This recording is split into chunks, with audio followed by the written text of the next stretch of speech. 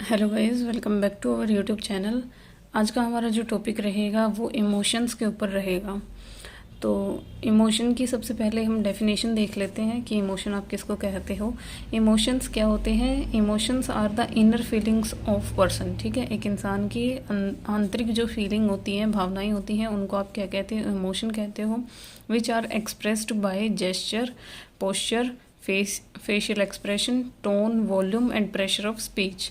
ठीक है, inner feeling एक इंसान की जिनको एक्सप्रेस किया जाता है हाव भाव से, पोस्चर से, बॉडी पोस्चर से, फेशियल एक्सप्रेशन से, यानी आप खुशी, दुख, ठीक है, और आपकी स्पीच के टोन, वॉल्यूम और प्रेशर, इन सब की हेल्प से जब आप या कोई इंसान अपने इनर फीलिंग्स को एक्सप्रेस करता है, उसको आप क्या बोलते हो? इमोशन बोलते हो।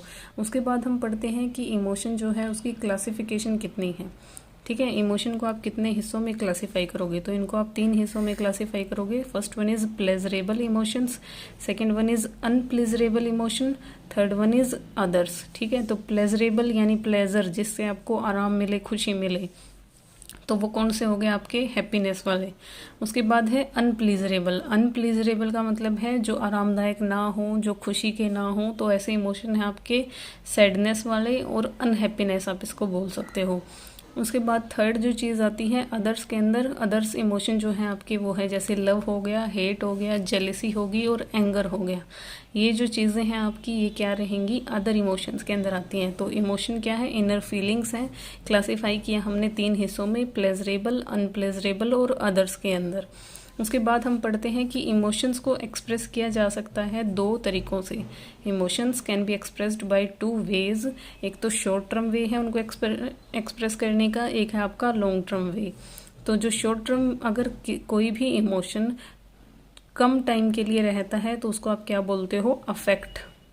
ठीक है, जैसे मान लीजिए आपने कोई न्यूज़ सुनी, आपके दोस्त हैं, ठीक है, आप और आपकी फ्रेंड है, आपकी फ्रेंड के घर में कोई चीज़ हुई, मान लो किसी की डेथ हुई या किसी को चोट लग गई, किसी का एक्सीडेंट हुआ। ठीक है, तो कुछ टाइम के लिए आपको भी वो चीज़ फील हो, ठीक है, वो चीज़ फील हो, यानी उसका दुख आपको भी दुख लगे, तो वो जो इमोशन है वो शॉर्ट टर्म के लिए रहता है, उसको आप क्या बोलोगे? अफेक्ट बोलोगे। कि किसी सिचुएशन या किसी चीज़ की वजह से आप भी अफेक्ट हुए हो, आपकी जो फीलिंग्स हैं वो अफेक्ट हुई हैं, तो उस टाइम आप सैडनेस वाले इमोशन में थे।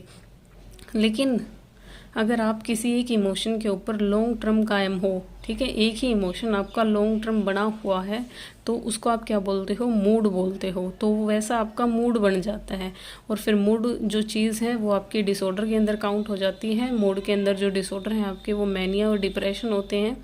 तो अगर कोई भी इमोशन लॉन्ग टर्म बने रहता है, चाहे वो खुशी का हो, चाहे वो दुख का हो, तो उसको आप क्या बोलोगे? उसको मूड बोलोगे। अगर आप हद से ज़्यादा ही दुखी हो और लंबे टाइम से दुखी हो, तो आप डिप्रेसिव मोड में जा सकते हो। और अगर आप खुशी में हो, बहुत ज़्यादा खुशी में हो, बिना वजह ही खुशी में हो, उछल कूद रहे हो, तो वो जो चीज़ है वो आ गई आपकी मैनिया के अंदर। ठीक है, तो शॉर्ट टर्म अगर कोई इमोशन को आप कह सकते हो अफेक्ट, और जो लॉन्ग टर्म इमोशन है उसको आप क्या कह सकते हो? मूड कह सकते हो। तो आज की जो हमारी वीडियो थी या जो क्लास थी वो इमोशंस के ऊपर थी, जिसके अंदर हमने उसकी डेफिनेशन, क्लासिफिकेशन और इमोशंस को एक्सप्रेस करने के 2 वेज़ के बारे में पढ़ा। सो थैंक यू गाइज, मिलते हैं नेक्स्ट वीडियो के अंदर नेक्स्ट टॉपिक के साथ।